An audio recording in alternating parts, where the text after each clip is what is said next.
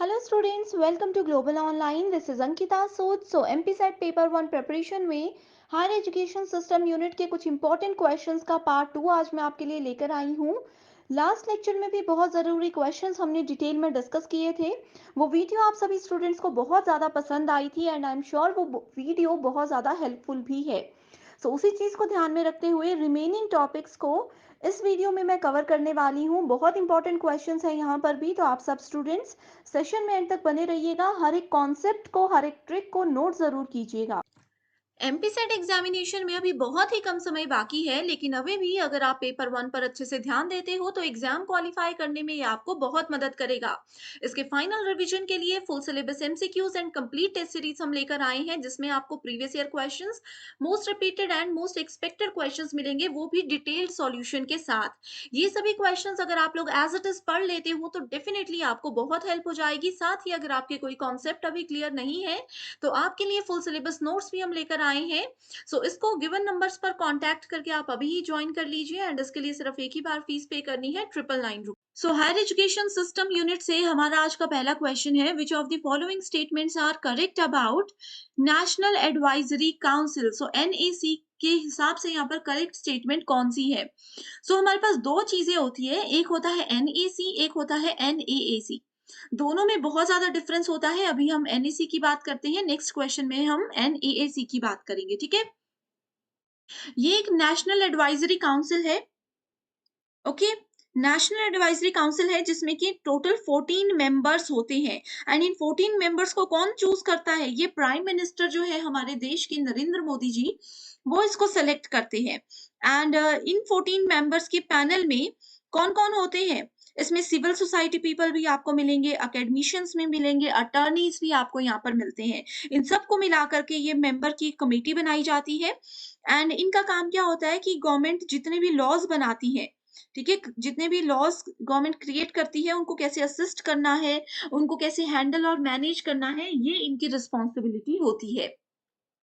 यहाँ पर अगर हम देखें, national advisory body, national advisory council एक स्टेट्यूटरी बॉडी नहीं है। प्राइम मिनिस्टर जो है ये मेंबर्स को सिलेक्ट करते हैं, लेकिन ये इसकी अध्यक्षता नहीं करते। It facilitates constant interaction with leaders of civil society. मैंने आपको बताया कि सिविल सोसाइटी के जो लोग हैं उनके साथ ये डायरेक्ट कांटेक्ट में होते हैं, सो ये करेक्ट आंसर है।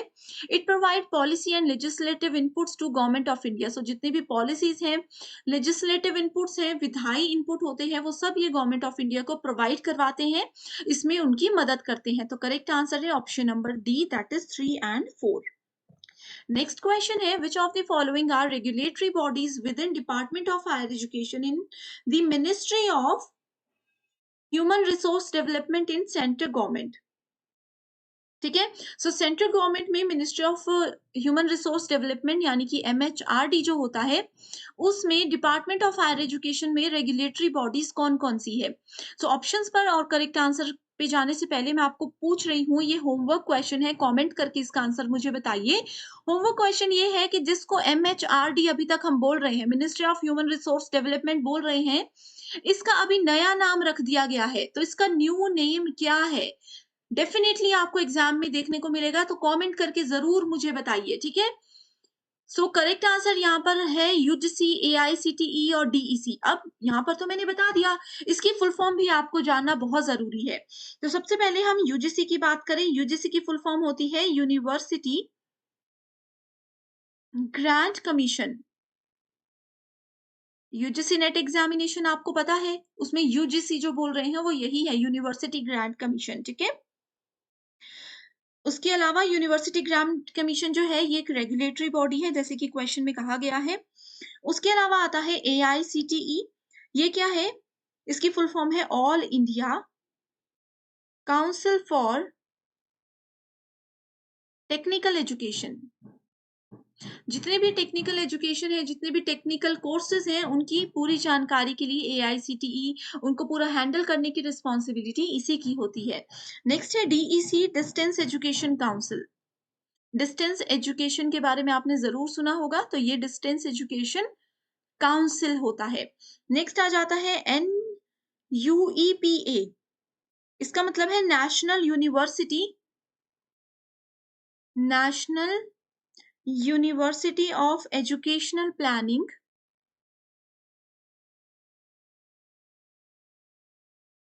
And administration. ओके। ICSSR ये होता है Indian council of social science research. अब देखो ये सारी फुल फॉर्म्स मैंने आपको बता दी, अपकमिंग एग्जाम में फुल फॉर्म्स भी पूछी जाती हैं, आपको पता होगा, है ना? तो इस तरीके से आप इसको नोट कर लीजिए। नेक्स्ट क्वेश्चन है सार्थक इज व्हाट? सो सार्थक एक डिजिटल इनिशिएटिव है। इसमें पूछा गया है कि सार्थक क्या होता है। सार्थक is implementation plan for NEP 2020। जो नेशनल एजुकेशन पॉलिसी है उसको इम्प्लीमेंट करने के लिए जो प्लान बनाया गया है उसको सार्थक के नाम से जाना जाता है। ठीक है, ये किसने बनाया है? Union education minister Ramesh ji जो है उन्होंने इसका ये इनिशिएटिव लिया है। ठीक है, अब यहाँ पर एक और होमवर्क क्वेश्चन है। ये होमवर्क क्वेश्चन ऐसा है जो कि 100% किसी ना किसी शिफ्ट में जरूर आएगा। सार्थक की फुल फॉर्म बताइए। सार्थक की फुल फॉर्म मुझे कमेंट करके जरूर बताइएगा। ओके। नेक्स्ट क्वेश्चन है which of the following statements are correct in respect of NITI Aayog? सो नीति आयोग में जो नीति है NITI, नीति की फुल फॉर्म सबसे पहले आपको जानना जरूरी है। ये होती है institution national institution for transforming transforming India. National level के इंस्टीट्यूशन है जो कि इंडिया के ट्रांसफॉर्मेशन के लिए बनाए गए हैं। ना तो ये कॉन्स्टिट्यूशनल बॉडी होती है, ना ही ये स्टैट्यूटरी बॉडी होती है। तो ये दो ऑप्शंस बिल्कुल गलत हैं और ऑप्शन नंबर 3 करेक्ट है, क्योंकि इसमें कहा है it is neither constitutional nor statutory. ना तो ये संवैधानिक निकाय है, ना ही वैधानिक निकाय है। और लास्ट ऑप्शन है it is a think tank. तो ये ऑप्शन भी बिल्कुल सही है कि ये एक थिंक टैंक होता है। ठीक है, सो करेक्ट आंसर है ऑप्शन नंबर सी। अब देखो सवाल यहाँ पर ये भी आता है कि नीति आयोग ना तो संवैधानिक निकाय है, ना ही वैधानिक निकाय है। तो ये है क्या? तो ये है एक एडवाइजरी बॉडी। ये है एक एडवाइजरी बॉडी। ठीक है, not created by any law of parliament. ठीक है, जो भी बॉडी, जो भी एक कॉन्स्टिट्यूशन या जो भी चीजें लॉ ऑफ पार्लियामेंट के द्वारा नहीं बनाया जाता उसको एडवाइजरी बॉडी का नाम दिया जाता है। ठीक है, इसके 4 मेन हेड्स होते हैं। 4 मेन हेड्स में से पहला हेड होता है डिजाइन पॉलिसी प्रोग्राम फ्रेमवर्क, दूसरा है cooperative federalism monitoring and evaluation, और चौथा है think tank and knowledge and innovation hub. तो एग्जाम में जैसे यहाँ पर थिंक टैंक बोला गया है, हो सकता है अपकमिंग एग्जामिनेशन में बोला जाए कि नॉलेज एंड इनोवेशन हब क्या नीति आयोग है? तो आपका आंसर होना चाहिए बिल्कुल है। ओके। नेक्स्ट क्वेश्चन है विच अमंग द, अब देखो स्टूडेंट्स नेक्स्ट क्वेश्चन पे जाने से पहले ये बता दो मुझे कि अगर आपको नहीं पता कॉन्स्टिट्यूशनल बॉडी और स्टैट्यूटरी बॉडी क्या होती है तो मुझे कमेंट करके बता दीजिए। ठीक है, अगर आपको ये भी नहीं पता इनके बीच में डिफरेंस क्या होता है, कैसे आइडेंटिफाई करते हैं, तो जल्दी से मुझे बता दीजिए, मैं आपके लिए शॉर्ट वीडियो लेकर आऊंगी। Which among the following is or not a criteria for quality assessment followed by NAC? ठीक है, सो NAC के द्वारा अनुसूचित गुणवत्ता मूल्यांकन के लिए कौन सा इनमें से मानदंड नहीं है? सो करेक्ट आंसर है गवर्नमेंट गवर्नेंस एंड लीडरशिप। सो यहाँ पर देखो हम बात कर रहे हैं NAC की। NAAC, NAC की फुल फॉर्म क्या होती है? National assessment and accreditation council. ठीक है, national assessment and accreditation council. इसमें क्या होता है, जितनी भी यूनिवर्सिटीज हैं उनको ये असेसमेंट और क्रेडिट प्रोवाइड करवाती है। बहुत सारी यूनिवर्सिटीज के आगे आपने सुना होगा अक्रेडिटेड बाय NAC। कई यूनिवर्सिटीज को B+ रैंक मिलता है, कईयों को A+, A++। ये जो रैंकिंग होती है यूनिवर्सिटीज की, ये NAC हर साल प्रोवाइड करवाता है। ठीक है, सो टीचिंग लर्निंग इवैल्यूएशन होता है इसमें, कंसल्टेंसी और एक्सटेंशन भी चेक किया जाता है। ठीक है, इंफ्रास्ट्रक्चर और लर्निंग रिसोर्सेज कैसे पढ़ाया जाता है यूनिवर्सिटीज में, ये भी इसमें चेक किया जाता है। रिक्रूटमेंट ऑफ टीचिंग प्रोफेशनल्स, ये भी इसमें चेक की जाती है। सिर्फ सिर्फ इसमें शासन और नेतृत्व के बारे में नहीं ध्यान दिया जाता, इन पॉइंट्स को चेक यहाँ पर नहीं किया जाता। ओके, आपकी जो टीचिंग लर्निंग है, इंफ्रास्ट्रक्चर है, कॉलेज आपको क्या-क्या चीज़ें प्रोवाइड करवा रहा है, बच्चों की कितने लेवल पर प्लेसमेंट होती है, ये सब चीज़ें यहाँ पर चेक की जाती हैं।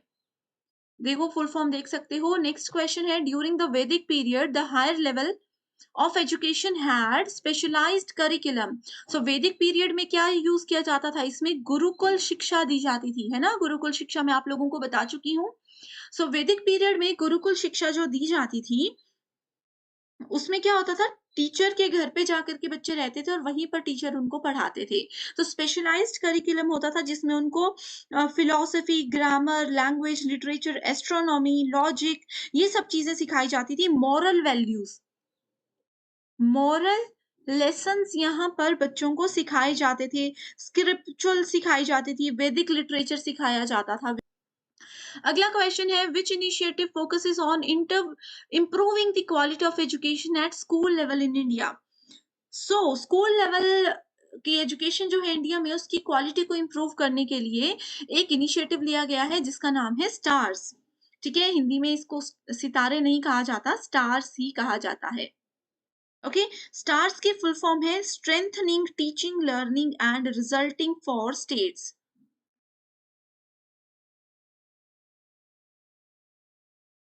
यहाँ पर आप देख सकते हो इसकी full form, strengthening teaching learning and the results for state programme. ठीक है, ये प्रोजेक्ट है जिसको कि 2020 अक्टूबर 2020 में अप्रूव कर दिया गया था, and to be implemented as centrally sponsored scheme.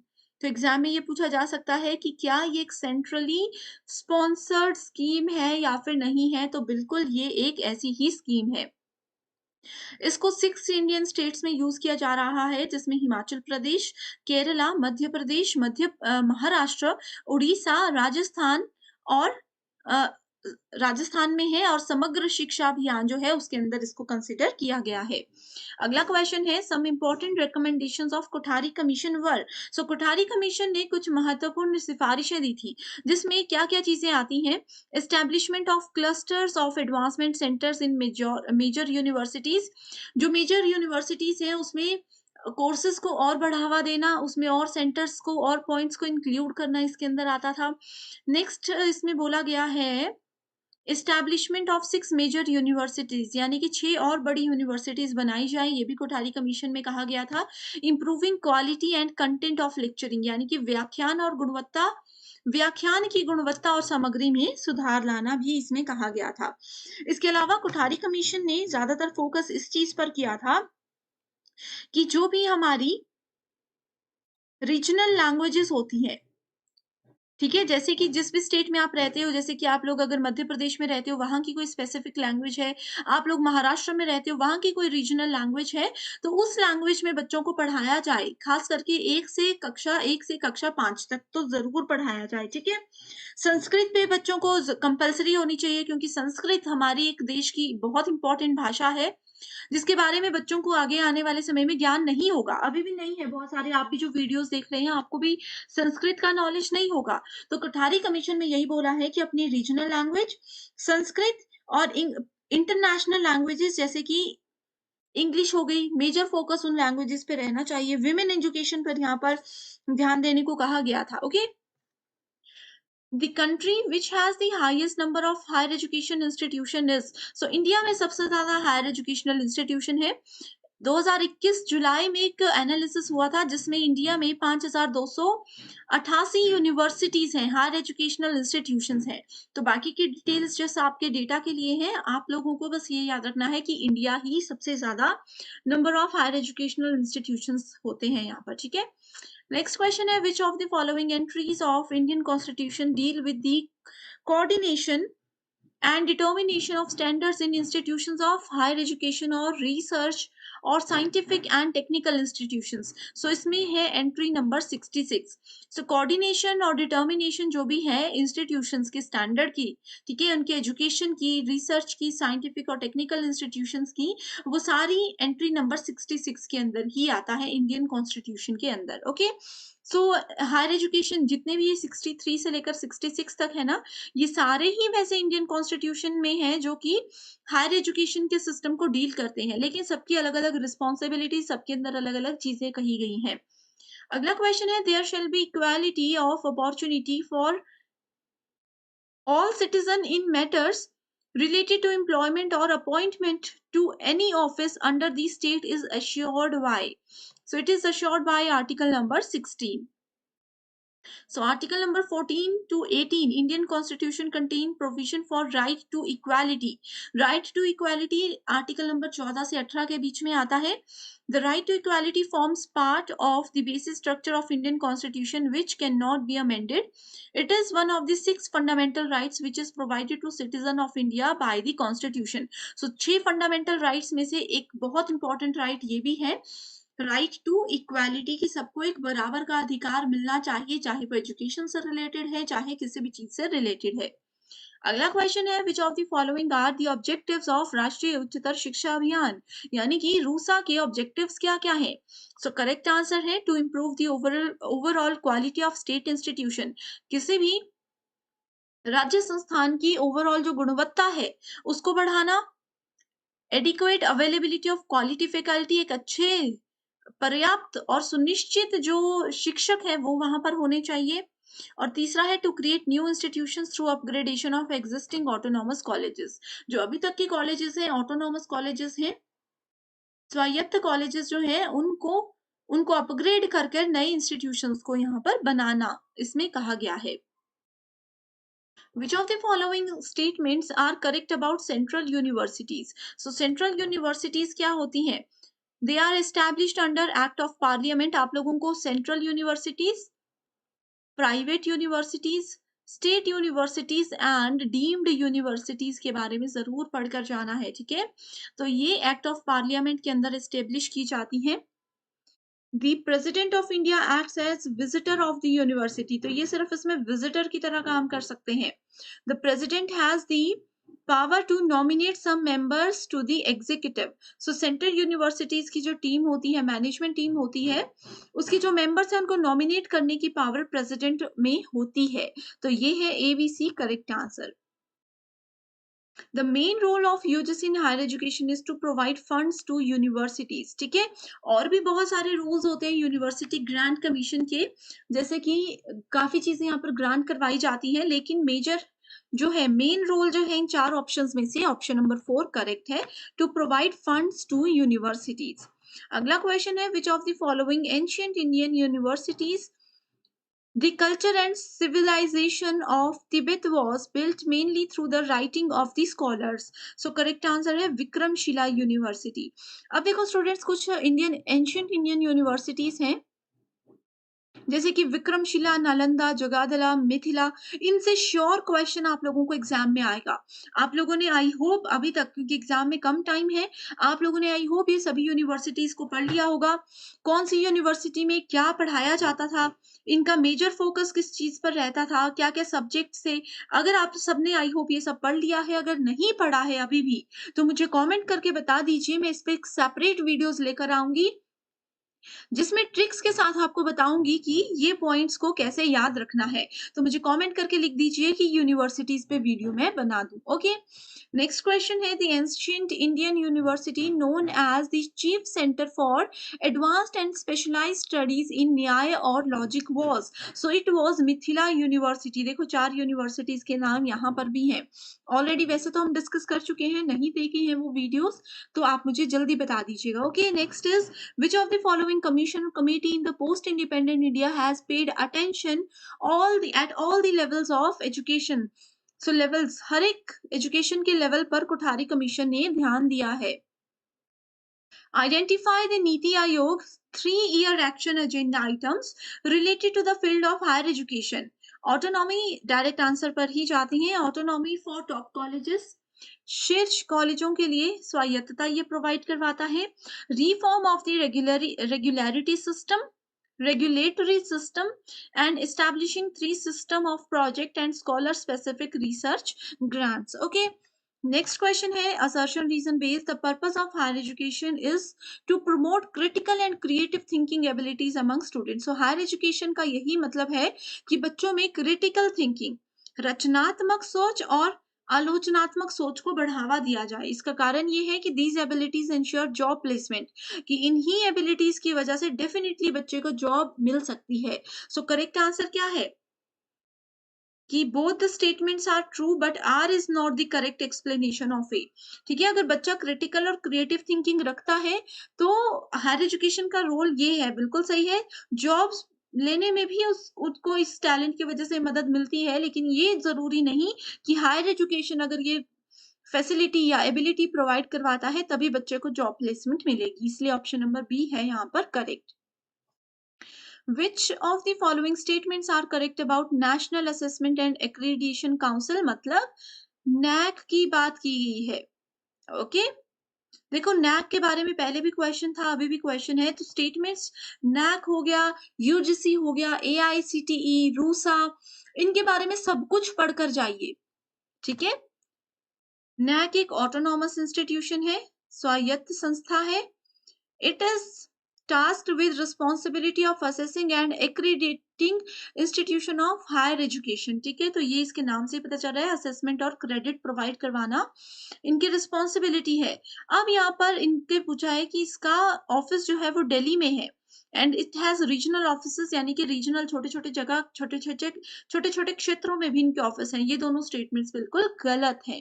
अब मुझे बताइए कि नैक जो है, ये जो काउंसिल है, इनका हेड ऑफिस कहाँ है? कमेंट करके बताइएगा, एग्जाम में जरूर आएगा। Which of the following has been the basis for introduction of yoga in teacher training courses? So teacher training courses के अंदर योगा को इंट्रोड्यूस किया गया किसके अंदर? नेशनल पॉलिसी ऑन एजुकेशन 1986 के अंदर। अभी जो आप लोग पढ़ रहे हो ना एनईपी 2020, जिसके बारे में हम बात कर रहे हैं, नेशनल एजुकेशन पॉलिसी 2020, ये क्या है? पहले यही पॉलिसी होती थी, नेशनल पॉलिसी ऑन एजुकेशन इसका नाम था। 2020 में इसका नाम थोड़ा-सा चेंज कर दिया गया और इसमें नई चीज़ों को ऐड किया गया। इस पे भी एक सेपरेट वीडियो लाई हूँ, 100% श्योर क्वेश्चन यहाँ से आता है। इस पे एक सेपरेट वीडियो लाई हूँ, नहीं देखी है तो कमेंट कीजिए, मैं लिंक आपके साथ ज़रूर शेयर कर दूँगी, ओके? अगला क्वेश्चन है, the scheme of government of India was launched for the development of secondary education in public schools. So ये स्कीम है आरएमएसए। आरएमएसए मतलब राष्ट्रीय माध्यमिक शिक्षा अभियान। आप लोगों ने गवर्नमेंट स्कूल्स में ये चीजें जरूर सुनी होगी। राष्ट्रीय माध्यमिक शिक्षा अभियान के अंदर उनको बेस्ट एजुकेशन प्रोवाइड करवाई जाती है, बेस्ट रिसोर्सेज प्रोवाइड करवाए जाते हैं। एनएमईआईसीटी की फुल फॉर्म क्या है? इसकी फुल फॉर्म है national mission on education through information and communication technology, यानी कि ये एक राष्ट्रीय मिशन है। राष्ट्रीय मिशन है जिसमें कि वो शिक्षा पर ध्यान दे रहे हैं एंड शिक्षा में ICT, information and communication technology, हमें पता होना चाहिए कि इंटरनेट, लेटेस्ट टेक्नोलॉजी का यूज करके अपनी एजुकेशन को कैसे बेहतर बनाया जा सकता है, ये सब चीजें इसके अंदर बताई जाती हैं, कवर की जाती हैं। Which of the following emphasized that education needs to be managed in an atmosphere of utmost intellectual rigors, seriousness of purpose and of freedom essential for innovation and creativity? So correct answer है option number B, that is National Policy on Education 1986। Paper one के साथ साथ paper two preparation के लिए भी complete study material हम लेकर आए हैं, जिसमें आपको full syllabus notes and MCQs मिलेंगे। एमसीक्यूज में आपको previous year questions, most repeated and most expected questions की सीरीज हम देते हैं, जो कि एग्जाम के साथ साथ इंटरव्यू को क्वालिफाई करने में भी आपको मदद करेगा। सो सब्जेक्ट्स की लिस्ट यहाँ पर है, अपना सब्जेक्ट चेक कीजिए एंड गिवन व्हाट्सएप नंबर्स पर कॉन्टैक्ट करके इसको ज्वाइन कर लीजिए। जब तक आपका एग्जाम और इंटरव्यू क्वालिफाई नहीं हो जाता तब तक आप इस स्टडी मटेरियल का बेनिफिट उठा सकते हो। इसके लिए सिर्फ एक ही बार फीस देनी है, 1280 रुपए। सो बहुत अच्छा चांस है आप सबके लिए, आज ही इस कोर्स को आप ज्वाइन जरूर कर लीजिएगा। सो ये थे आज के most important and repeated 25 questions. इसी में से आपने देखा होगा कि एक ही तरीके का क्वेश्चन 2-2 बार यहाँ पर आया था। तो यही होता है एग्ज़ाम में, सेम क्वेश्चन को घुमा-कर बार-बार पूछा जाता है। तो आई होप स्टूडेंट्स ये सेशन आपके लिए आपको ज़रूर पसंद आया है, हेल्पफुल तो ये आपके लिए है ही। इसके अलावा किसी पर्टिकुलर यूनिट या किसी पर्टिकुलर टॉपिक पर सेपरेट वीडियो चाहते हो तो मुझे कमेंट करके ज़रूर बता दीजिए। So thank you so much for watching the session and I wish you all the very best.